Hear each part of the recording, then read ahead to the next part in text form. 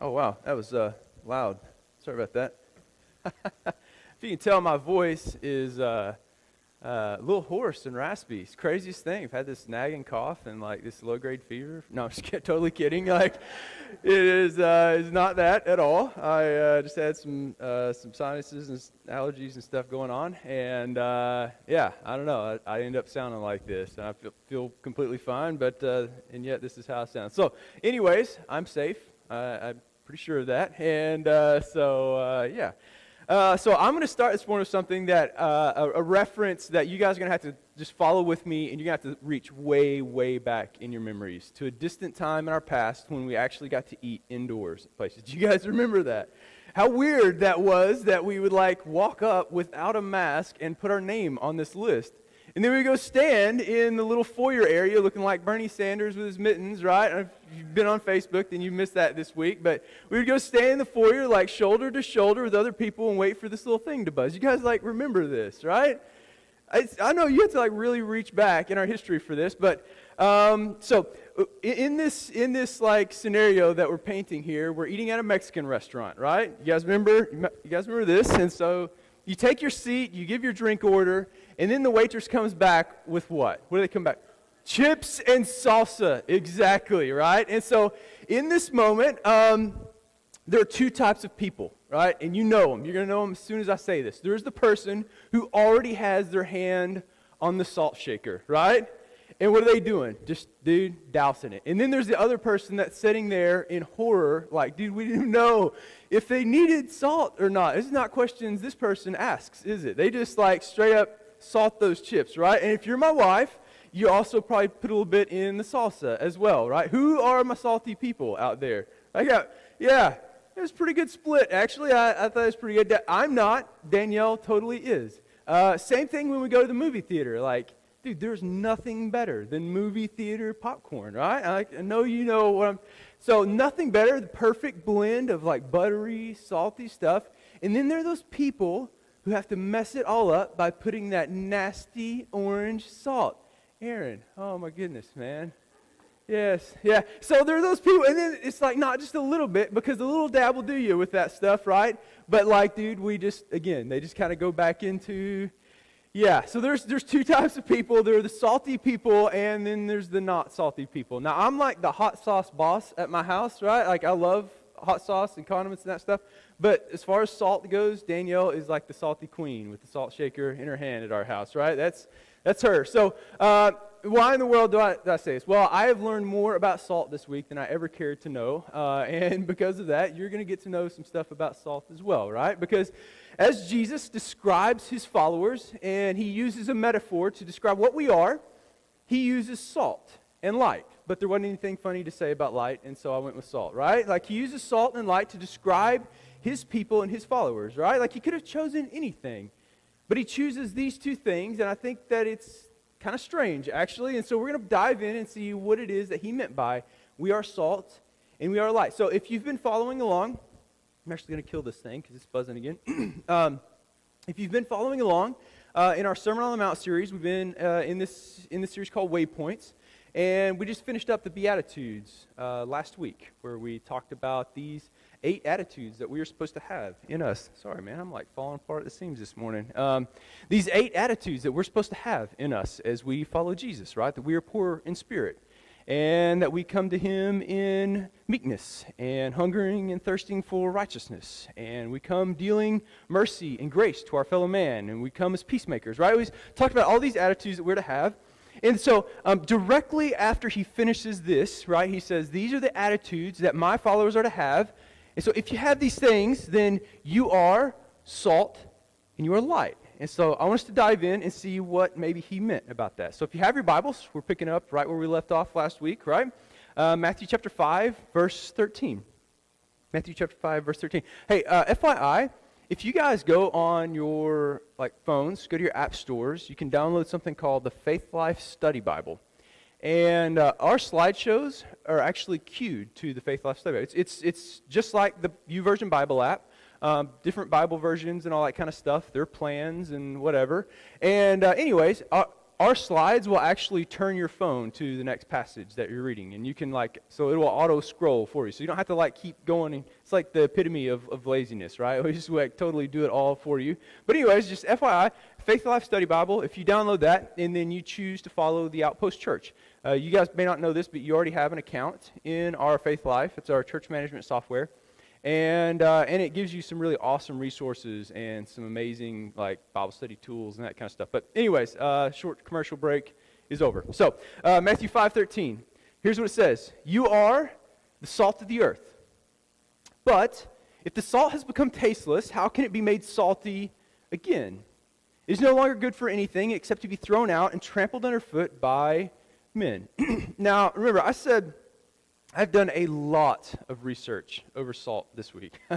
And I did not know this, but there's something called the International Institute of Salt.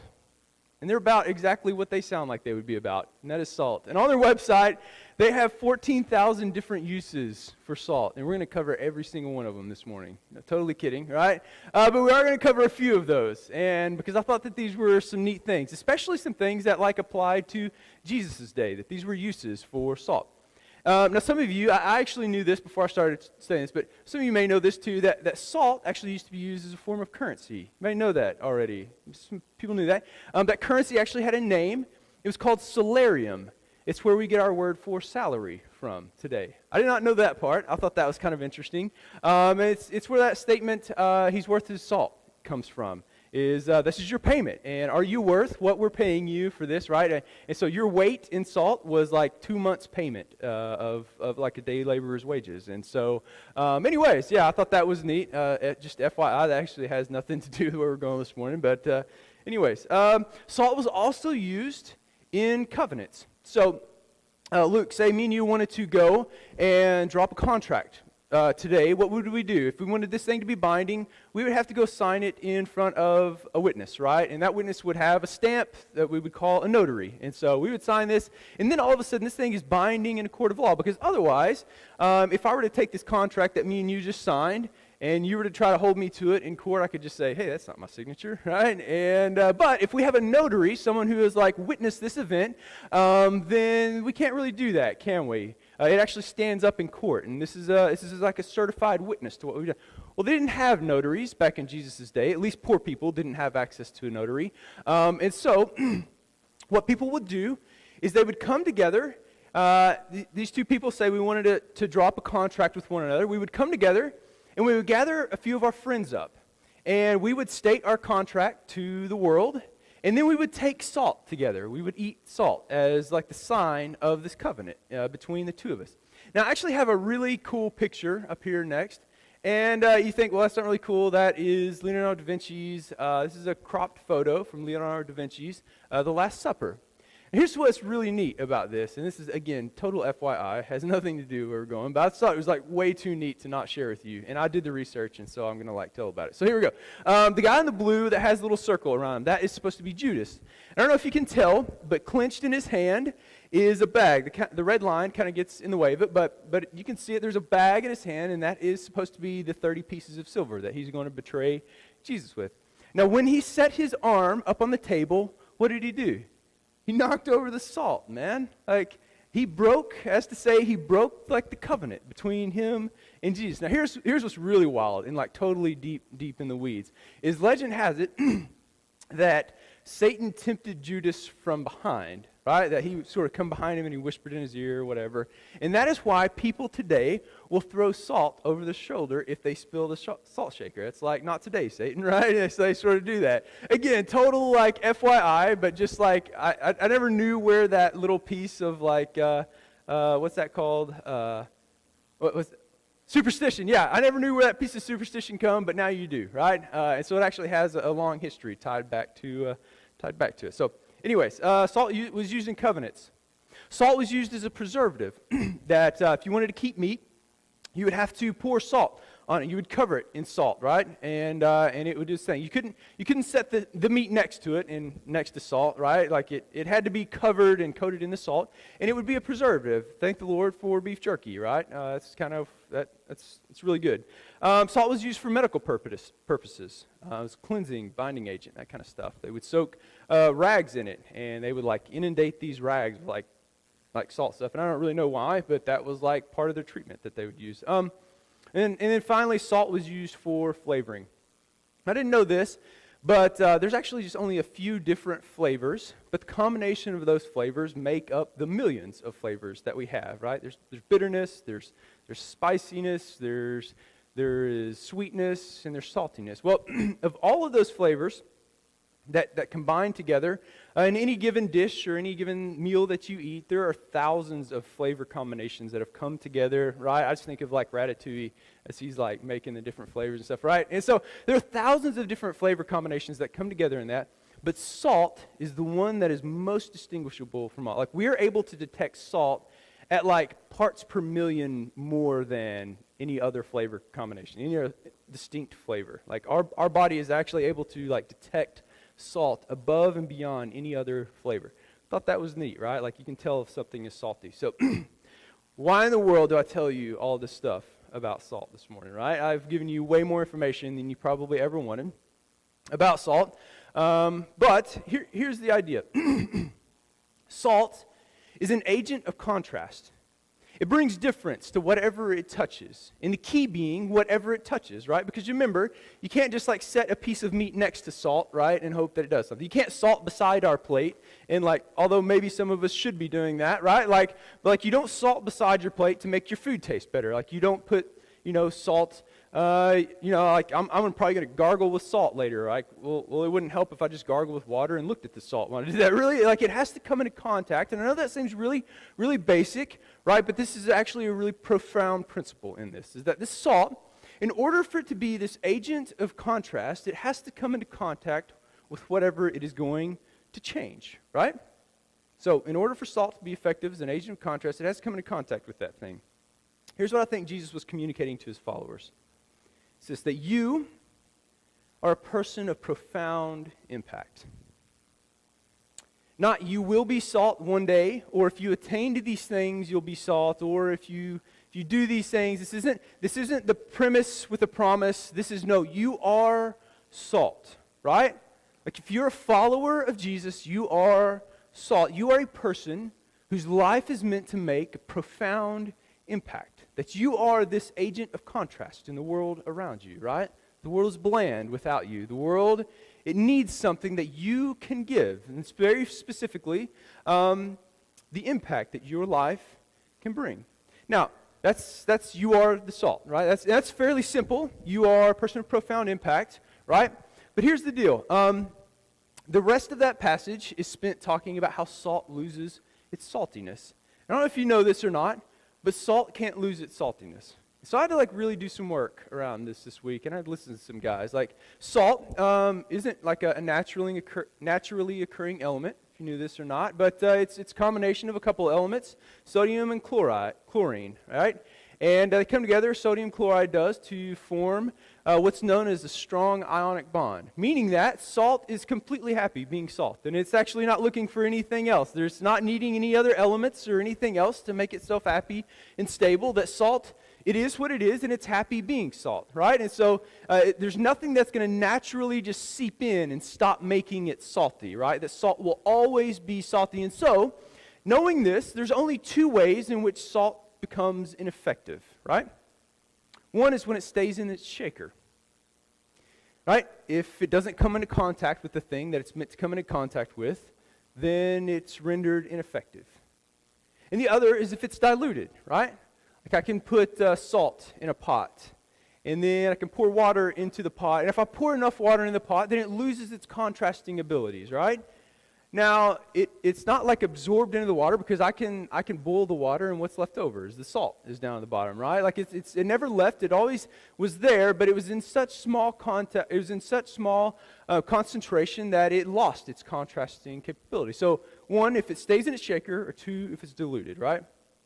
So, All right, we have like talked salt up and down this morning, but let's bring it down away from the metaphorical and let's bring it to like real life here, right? So how do we lose our saltiness? How do we lose our impact to the world around us? That contrast that we're meant to bring. I think it happens in a couple ways. We can fail to interact with the world around us, right? It's the equivalent of staying in the salt shaker. So if we fail to interact with the world around us. We can do this in 1,000 different ways, but I've picked out 2 that I think are actually pretty relevant to us in our day and age, in our culture, that I wanted to talk about this morning. We can do this as we get comfortable in our own circles, right? That we all have those circles. Maybe you're sitting with those people, or maybe they're the people that you would find yourself with on any given Friday night or Saturday night, right? If you have a game night or if you have whatever. And typically, if we just ask the question, those are the people that agree with us most, aren't they? Right? Those are the people that aren't going to challenge our thoughts, they're going to challenge our perceptions of the world, or ask us to view the world differently, right? Because those are actually oftentimes uncomfortable circumstances and uncomfortable conversations, aren't they? So those are the people that typically agree with us. And so, the question would be, are we in any relationship that challenge us to think differently or consider a different perspective? Or do we get caught in that feedback loop where we're constantly affirmed in our thinking, right? And sometimes that's really good, and sometimes we have really good viewpoints and really good ideas about things and things that are really awesome. But if we're only around people that think the same way we do, does that give us the ability to be contrasting? No.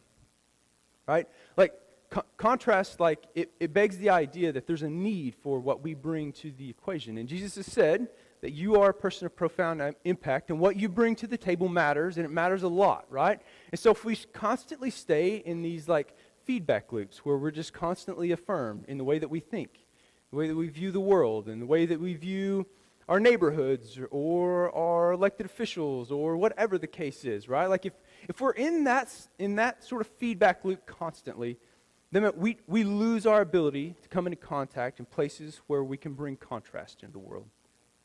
2, are we investing in relationships with people? And I mean like deep relationships, right? Because we realize that as we open up our social media and we see that there's like 2,000 friends on there, right?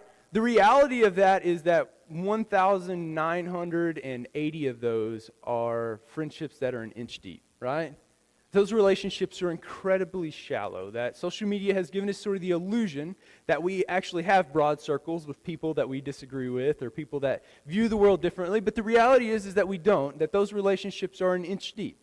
And we can choose to just walk away or block that person or whatever, right? And because of that, we don't build real, deep, abiding relationships where we can bring contrast. Now, if you've been married, like you know this like concept well. Because you know this person better than any other person in the world, right? In fact, like you loved everything about this person, and it's why you married this person in the first place, right? But the problem is that as you dive deeper and you plumb the depths of this relationship, you hit rocks, don't you?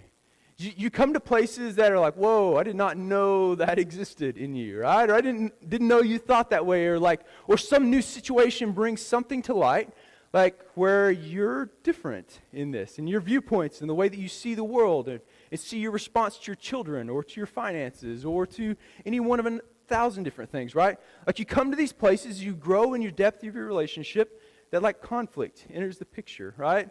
There's an opportunity for contrast, like good contrast, to like bring people, to make an impact in people's life, right? So the question is like maybe we've like come under this illusion that we do have that broad like sphere of influence, the broad sphere of friends. But what if none of those relationships are deep enough that we can see the places that actually need that contrast, that need that impact? Do we ever find ourselves in those sorts of places? I think that we do. I think second, we can become like the world around us, therefore losing our contrasting properties. We often do this as we take on the viewpoint of the world as we approach the issues of our day. Oops. You guys, do y'all remember back 2019, early on in the year, City of Yelm put together a homeless task force. Anybody remember that? Anybody read about that or whatever? I actually went to a few of those meetings, and they put together a group of people that we're going to study the homeless issue here in Yelm. And what they found, this was their findings originally, I think they amended them later, was that there were only 36 homeless people in Yelm. And so the question was, what are we going to do with these 36 people, right? And they brought in experts from like fields like sociology and social workers and psychologists and drug addiction specialists, and they brought in like this huge panel of people. We actually paid a lot of money to conduct this study and to like decide how we were going to do this. And they offered solutions that ranged from one end of the spectrum being crack down, make it like basically illegal to be homeless in Yelm, and let's push them out and over to Olympia and make them someone else's problem, right? That was on one end of the spectrum. And the other end of the spectrum was, actually we need people that will step up. Churches, individuals, city organizations that will step up and will provide group homes, that will provide drug intervention services, that will provide social like work and training, psychological services, medications, and that kind of stuff, right? To help these people like get back on their feet and move towards this thing. That was the two ends of the spectrum. And they weren't there to really make a decision, this group wasn't. They were just there to present the facts and to sort of let the community make the decision of what we wanted to do with them. And so they tried to do this as objectively as they could, to just let the community know what the options were and how we could go about it if we did this, right? And so I remember I went and sat at one of the city hall meetings, and to my left was an older lady that she runs a food ministry over at the Lutheran Church here in town every Tuesday night. And for a decade now, they have been feeding. So these aren't 36 people. These aren't random names or these aren't random numbers on a spreadsheet to her. These are people that she knows and that she loves, that have children that she knows and cares for and gives towards, right? And on my right, I had another fellow that was, he was actually up at the state level, and he helps distribute food to the local food banks and stuff. And so these people have a vested interest in this community, right? Like they've been putting their money where their mouth is for quite a long time and have been serving this community. Now here's the deal. The city, they gave their findings, and then they opened the floor up to comments and to just sort of gauge the temperature of the community. And what happened was a line formed along the inside of the community center that wrapped all the way around and then back around. It could have stretched twice around. There's 200 people in line at least. It's wild to like think about that, shoulder to shoulder in there. But anyways, and so what do you think the response was? Was it further towards this end of the spectrum, like let's help these people, or to the other end? Yeah, overwhelming majority. I mean, you can go back, and it's on YouTube, you can find this. The overwhelming majority of the people there, and it wasn't just like, let's get them out of here. It was like virulent hatred and like some really nasty comments and stuff, which is whatever, right? I'm not here to like judge our response to homeless people and all of that, right? That's not what this sermon is about. We'll talk about that someday. But I can tell you that crack down on them and make them someone else's problem is not the Christian response, right? That's not the right response to that. And so, but what really broke my heart in this was as I watched Christians, like people that I actually knew, step up and take the microphone. And like, had I not known them, I wouldn't have known that they were a believer. In fact, their viewpoints on this were just as bad, if not worse, than a lot of the other people that I knew actually weren't believers that took the microphone that day. And so here's why I tell you this story. Our world has some absolutely messed up views on many of the major issues. And the problem is that as we take on those same views, that we can become ineffective, right? Because we fail to be contrast in that moment, right? Our world has views that are shaped by the darkness and the brokenness and the sinfulness that it exists in. We're going to talk about that here in just a second, right? And we're supposed to bring contrast in that. And if we fail to do that, if we just keep the same viewpoints as the world around us, then we fail to be that contrast. So, and then finally, sorry about that. My notes are kind of messing up on me this morning. Finally, I think we can lose our contrast as we fail to actually act, right?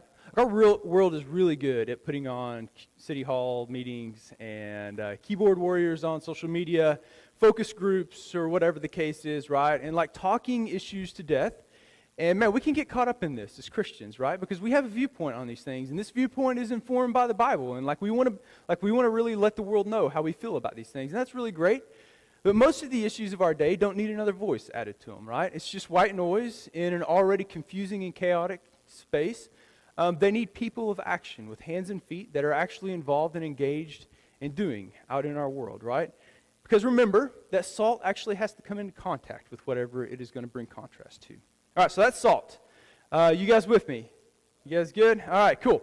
We're going to go on to light now. Matthew 5:14-15 says, "You are the light of the world. A city on a hill cannot be hidden, nor does anyone light a lamp and put it under a basket, but on the lampstand, and it gives light to all who are in the house." Here's the deal about light. Light is a major theme in the Bible. It runs Genesis 1 through Revelation 22. This is a massive theme, so we can't even begin to do it justice here. And if I even try to summarize it, I'm gonna botch it. So I'm gonna let the Bible kind of tell its own story with this, right? And so if you have your notes, we're gonna go kind of rapidly through a few things here. But I just want to see what Scripture actually says about light, how it actually paints the picture of light in the Bible. So first we see that light emanates from God. That's Genesis 1:3. Then God said, "Let there be light," and there was light, right? Super simple, but so much so that it can be said that God is light. Right? This isn't simply physical light. This is something more. This is moral. This is emotional. This is spiritual. This is much deeper than just like physical light, right? 1 John 1:5, "This is the message we have heard from him and announced to you, that God is light, and in him there is no darkness at all." John 8:12, "Then Jesus again spoke to them, saying, I am the light of the world. He who follows me will not walk in the darkness, but will have the light of life." And so what is this, right? Primarily, it's God's words and the life and example of Jesus that are the light through which we see and interact with the world around us, right? Psalm 119, 130, "The unfolding of your words gives light." It gives understanding to the simple, right? That it shows the way. It gives us understanding and a way to view the world.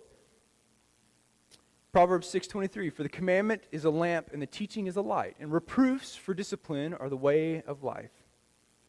Also, if we are disciples of Jesus, we've been called into this light as a reflection of this light. 1 John 1:7, "But if we walk in the light as he himself is in the light, we have fellowship with one another, and the blood of Jesus his Son cleanses us from all sin." Ephesians 5:8, "For you were formerly darkness, but now you are light in the Lord. Walk as children of light." And finally, we see that we're not just reflectors for the sake of being reflectors of this light, but God actually has a purpose in making us reflectors of this light. 1 Peter 2:9, "But you are a chosen race, a royal priesthood, a holy nation, a people for God's own possession, so that you may proclaim the excellencies of him who has called you out of darkness into his marvelous light." You guys with me? You guys good? All right, did you get that? Let me kind of synthesize all that for us and state this concisely, right? God is the light of the world that brings hope in the darkness. He offers a way to see and interact with the world around us that actually brings life. Because have you ever thought about how dangerous our world would be if we didn't have any light, right? You couldn't drive. Even the simplest tasks would be incredibly dangerous. Can you imagine cooking? You go in and flip the lights off next time and pick up the sharp knife and turn on the hot skillet, right? That's not going to end well for anyone, right? If that's how we do that. No, the first thing you do when you cook a meal is you go and you turn the lights on in your kitchen, right? Because you need a well-lit space, right?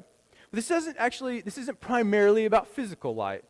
Our world is full of oppressive spiritual, moral, social, mental, and emotional darkness that perpetuates untold dangers and evil at every single turn.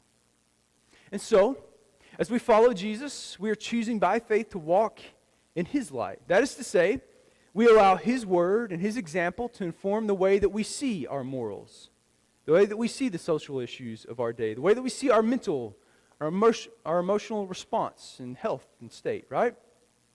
And when we live in this light, the outworking of this life is a reflection of Jesus' own life and his own light in the world around us, right? And this is meant to be contrasted with the idea that we can somehow be our own source of light, right?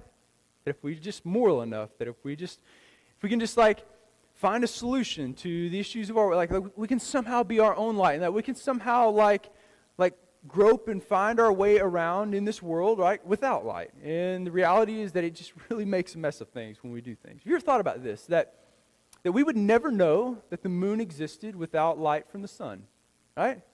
We wouldn't have a clue that that was there, right? And nobody gets a moonburn, right? Like, I don't know, man. I've known some redheaded people in the past that like might have gotten a moonburn before. I had a buddy in college that like he may have got a moonburn one time, right? But most people like that's not a thing, right? The moon isn't its own source of light. It actually is just there to reflect the brilliance and the radiance of the sun. This imagery of light is ultimately about the influence of God on our world. And when you extend that metaphor out to include us, like this passage does that we're looking at, right? You are the light of the world, right? It shows us that as followers of Jesus, we are people of incredible influence to the world around us. And I think there's two things that we see about this influence from this verse, right? You're the light of the world. A city set on a hill cannot be hidden, right? I think there's two things that we see about this. What if it isn't about how bright we can shine, but how broadly we diffuse our light? Have you ever thought about that? A city isn't a single light, right? From a distance, it kind of looks like maybe a single light. But as you get closer, a city is actually made up of a whole bunch of lights, isn't it, right? We can sometimes think that because our impact is small, that it is somehow insignificant. If you've ever felt like this, consider this. Have you ever been in a large room with a single mosquito? Anybody? Did we go stay at my in-laws' house in the summertime? They live out in the middle of the flatlands, like rice fields and stuff. These mosquitoes will carry you away in summertime. There's not a worse sound when you lay down to go to bed than, right? You guys know that. Like, dude, you talk about a small thing that can make a significant impact, right? Now, the picture of God's church isn't just filled with a few spotlights, like a few bright, super bright lights, right? It is a city full of little lights set on a hill. Here's the deal. This is actually really, really incredibly important. This speaks to something that is very relevant to our day just as much as it was to Paul and them, right? This is to say that it isn't just the professionals, right? Or those people with a platform, or those people that are gifted to speak or to play, or the gifted authors, or the gifted Christian bloggers, right? Or the sexy social media influencer Christians, right?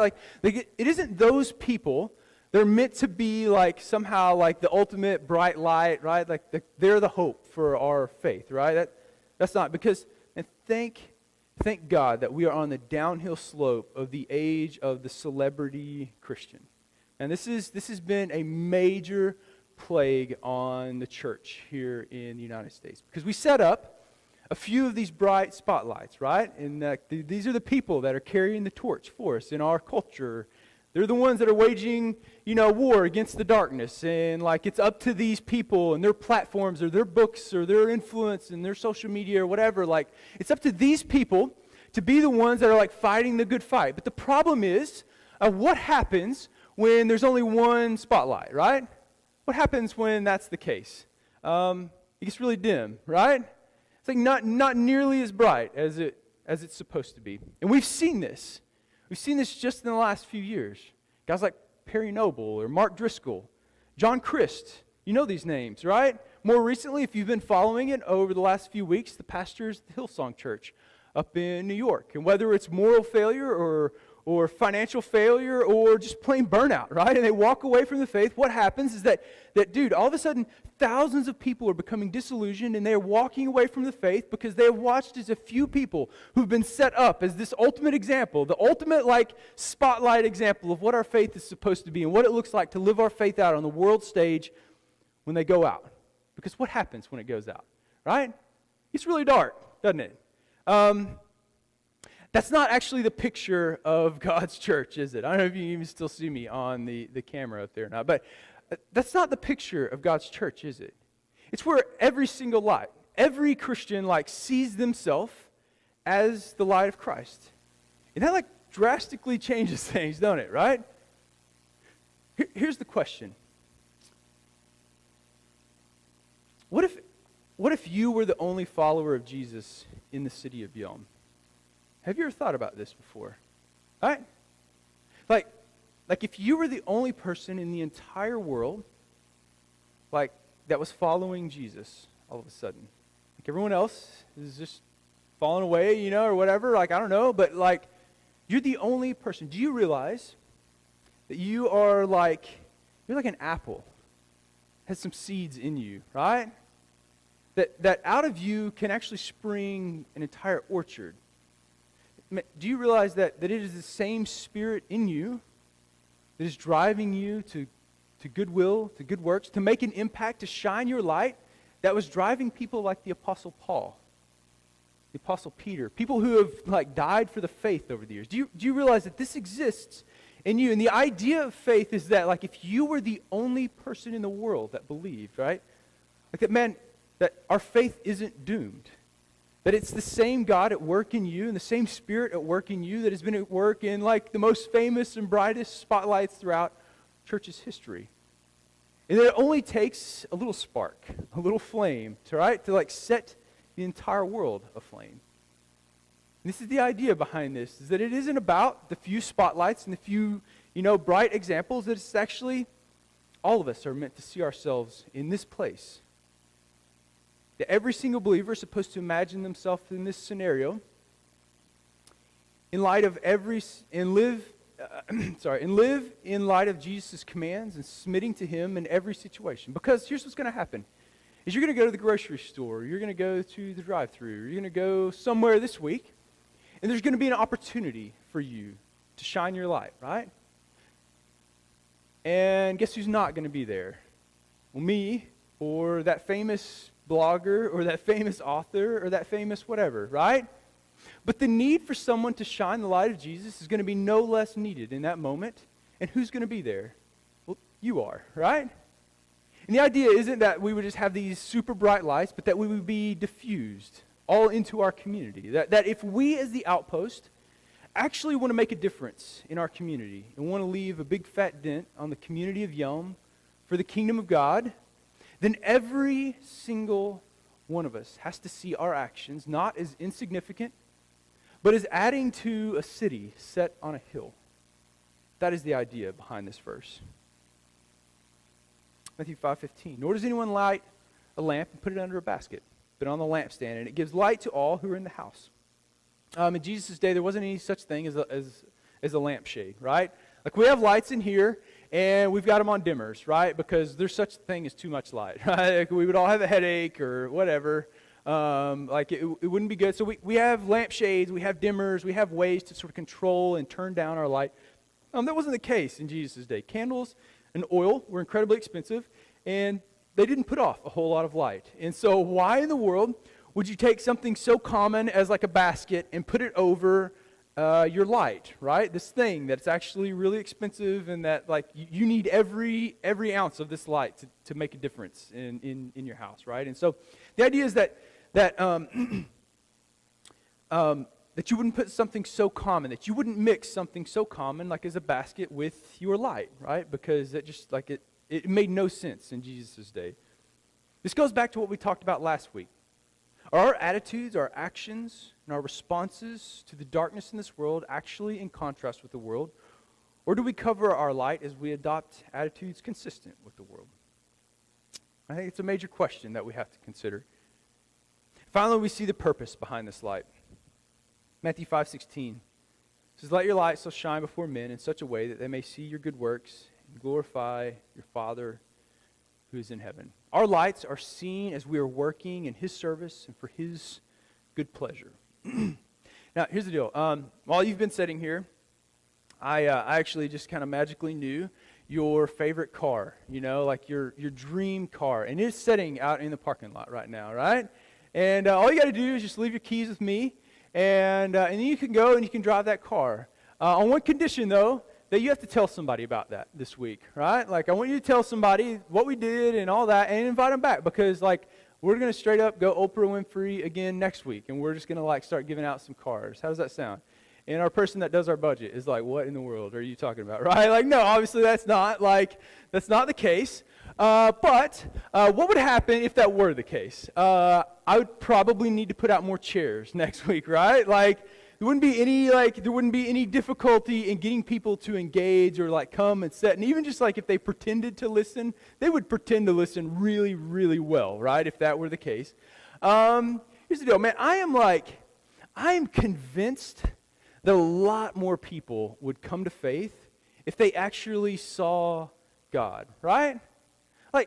Like if God would just sort of rip open the clouds and be like, hey, I'm real, and sort of look around, reveal himself, and then just like step back in. Dude, that would make our job so much easier, right? Like dude, how easy would that be to like go and be like, yeah, hey man, we've got the answers. We know what that's about, right? Like that would be, but he doesn't do that, does he? He's never done that, and like I don't think we need to hold our breath for him to do that in the future, right? That's just not kind of how he operates. Instead, he's done something in its own right that is radical and insane, that he has actually revealed himself to people, even visibly so. God has put his image on clear display through the people who have submitted to his rule and his reign and live every aspect of their life for his service and for his good pleasure.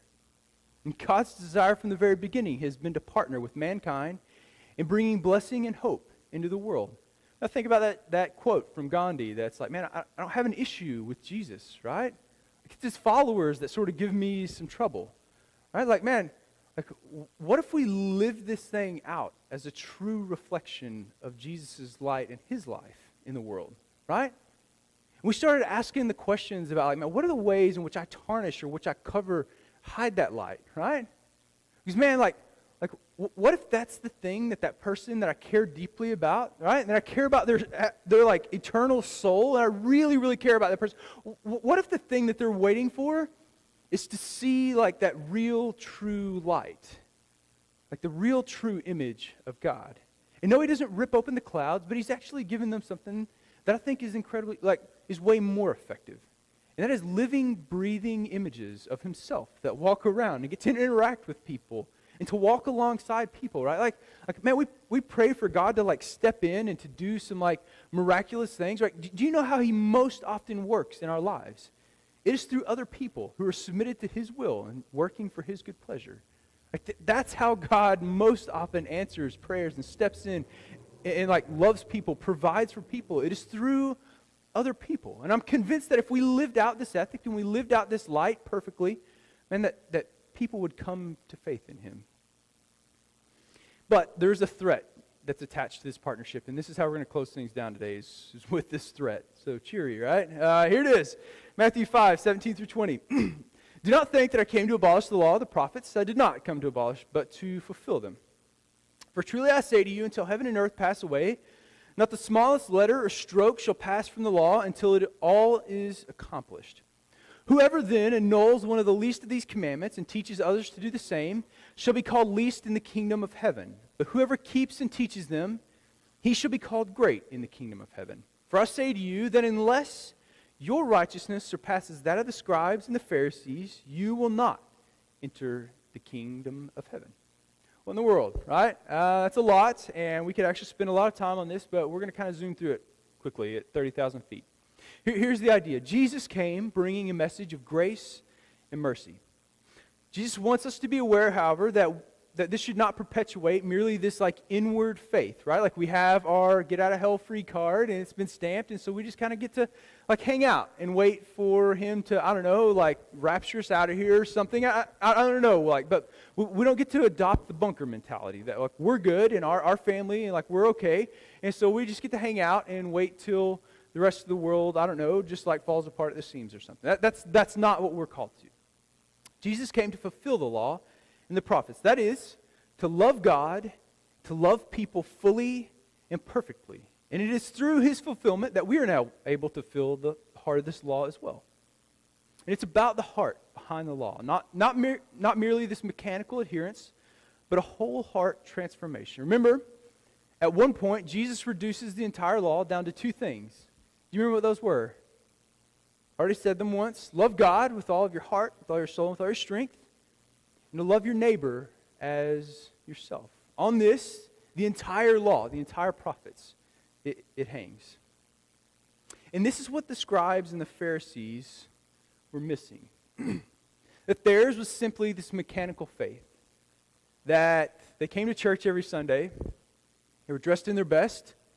They always put plenty of money in the offering plate, right? Like, they did all the right things. They knew all the answers. In fact, they knew the answers better than any of us. And as far as morality went, like, dude, we are junior varsity considered, like, compared to those guys. Those guys, like, they had the morality piece figured out, right? The problem was that their heart was actually far from God. That it was this mechanical thing. And it was seen in the way that they dealt with people. That because their relationship with God was mechanical and it wasn't really real, it was seen played out in the way that they served and loved and actually stepped into the needs of other people.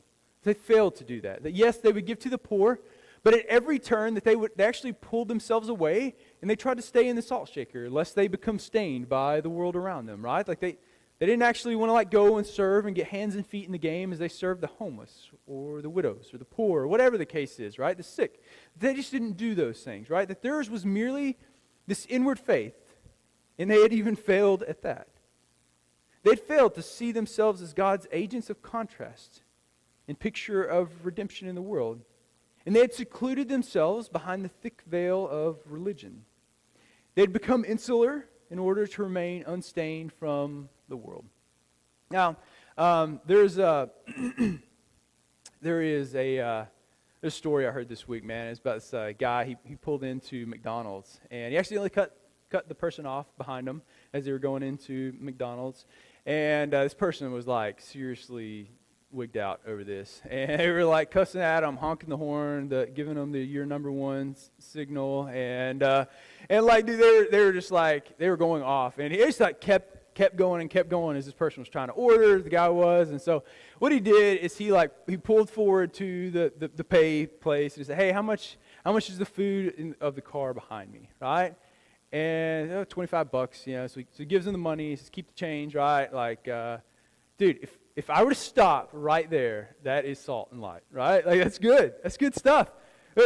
Like, we oftentimes, we don't realize that the opportunities to be light oftentimes come in the middle of darkness, right? Like, it isn't when the room is well lit that we need light, is it? It's in those moments of darkness and brokenness and just messed up world that we lived in that calls for the light that we have to shine. But that's not how the story ends. He actually pulls forward and he hands them both receipts and he takes the food and says, "Not today, Satan," and he eats their food too, right?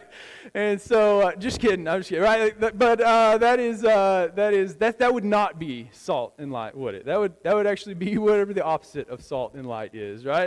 That's not good. But I want to give you a few examples of ways that we could actually be salt and light in our community. And some ways that, like, I put together a list. It took me like 10 minutes the other day, and I drew up this list. I'm not going to spend a whole lot of time on this, but some actual genuine ways that we can go beyond just lending our voice and actually can get involved with our hands and our feet. And then finally, I want to close out with the opportunities that we're going to create, the pathways of engagement that we're going to create here through the Outpost to like get involved in these things, right? So here we go. We are 200 yards or less away from a skate park. You guys probably know this. Yeah, $5 Sunday. So you kind of jumped the gun there, but that's all right. We'll get to that here in just a second. We're 200 yards from a skate park that is frequented by over 100 different patrons, typically, in any given sunny day out there. And those aren't my numbers. Those are someone that has a skate park ministry there that I've got this information from. Here's the crazy thing, is that 50 of those 100, 50 out of the 100, fall somewhere on the spectrum of homelessness. That is, teenagers without a stable place to live that are couch surfing from friend to friend, from adult to adult, like oftentimes finding themselves in some really bad situations, all the way up to homeless adults that have no place to live, no car, no money for groceries tonight. They've got a backpack, a blanket, and a skateboard. And they go there because it's the one place that they can still feel like a human as they retain some semblance of community. And man, what they don't have is anyone there that is sharing the hope and the love of Jesus with them. We have a significant homeless population here in Yelm, right? That's just Yelm overall. The good news is that it's not so significant. It's not like Olympia or Seattle or something where it's like unbeatable for us. In fact, it's actually from all of the so-called experts here in Yelm, that if even 3 of our churches here in Yelm were to band together to pool our resources and to like go after this collectively, we could eradicate the issue for the most part here in Yelm. That's incredible. Like, if 3 churches in our city were to come together to pool our resources, people were to step in and get involved and to do this, like, dude, we could end this issue. We're kind of scattered, and we're doing a lot of things, but not a lot of things together. And because of this, we have a lot of redoubled efforts and stuff like that. But anyways, so that's the good news about the homeless population. Let's go in a different direction. We live in a military town. This is probably not lost on any of you guys, right? 44,000 or more on Fort Lewis, over 4,000 on McCord. Here's the crazy thing. Quarter of the base population at any given time is deployed. You do the math on that. It's a lot of people. That means that there are a lot of people in our family where there's one parent at home, like pulling the duty of 2. And if you've ever been in that situation, then you know how welcomed and how needed the community and the help are in those moments, right? And this is something that's ongoing and that's continuing on. It doesn't just apply to the military, right? But like we have several people that are like single families and single parents in our community. We have a foster care and adoption crisis in our state. Foster care and adoption needs have risen by 20% in the last couple of years. Meanwhile, our available homes, foster homes, have dropped by 40%. That's rough, man. Average time is 100 days out of a year that a foster kid will spend in a hotel room. That's rough.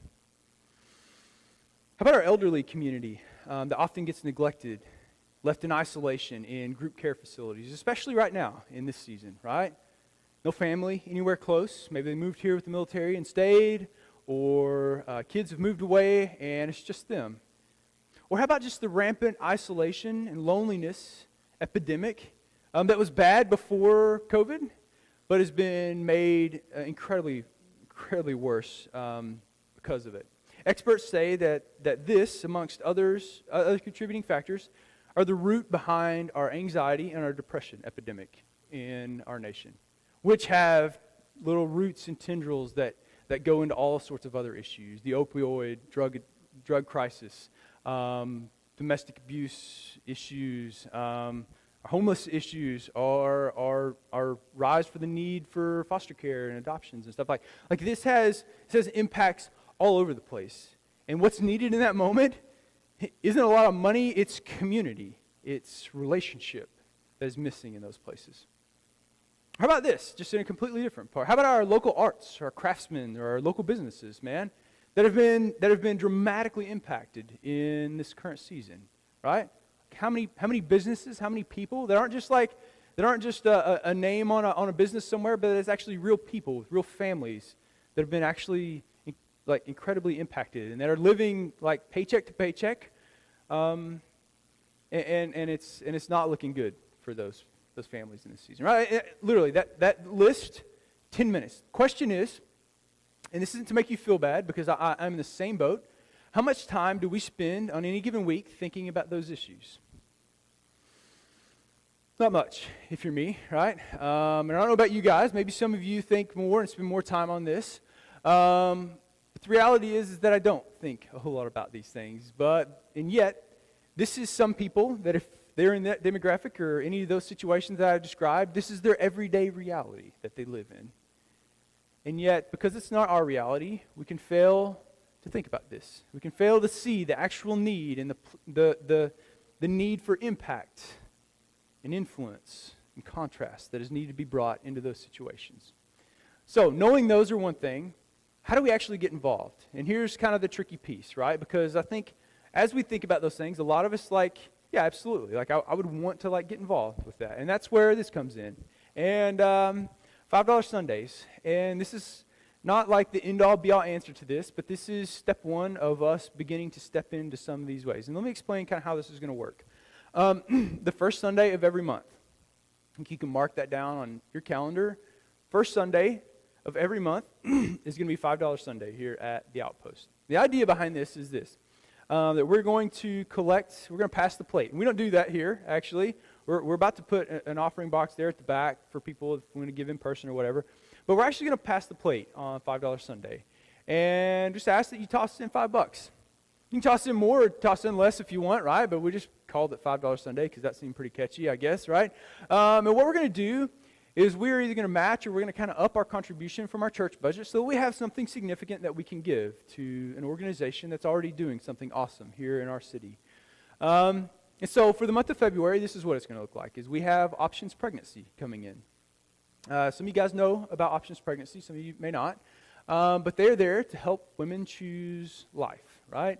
They're sort of the opposite of the Planned Parenthood, right? Sort of thing. And so here's the deal, is like Christians have no trouble picking apart and like going after Planned Parenthood. Like it's fairly low-hanging fruit for a lot of people, and they like anyways. And so what this does is it gives us an opportunity to get to know these people and for us to give them something to, maybe it's just to cut a check, or maybe we buy a bunch of diapers or formula or something like that. I don't know, but do something that helps this organization out.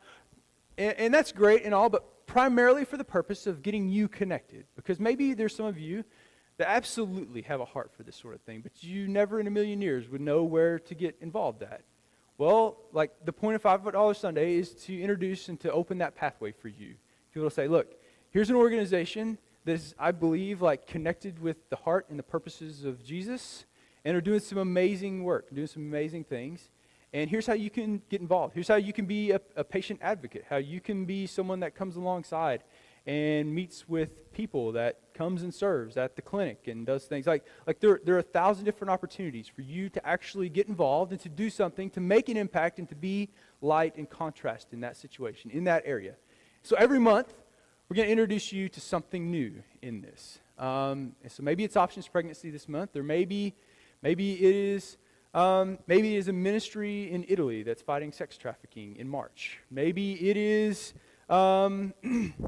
maybe it's the skate park ministry in May, and how, man, she needs water, she needs clothing, she needs things that she can take to serve, because she doesn't just go to our skate park, she goes to skate parks all over the South Puget Sound area, and she serves actually several hundreds of students that are homeless and borderline. And so we want to introduce you to her and to give you this pathway and this place that you can engage to actually make an impact.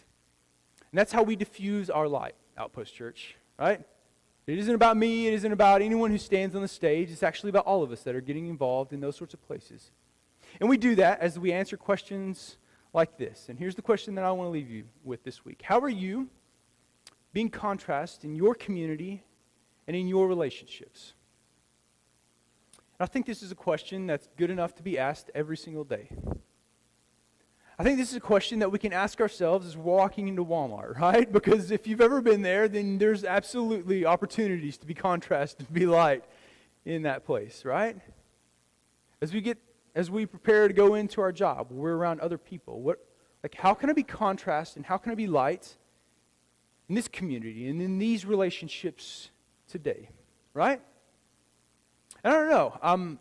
I think that if we continually are asking this question, that, man, it stops us and it makes us consider the ways in which we may be covering that, in which we may be prone to stay inside the salt shaker and to fail to engage and to come into contact.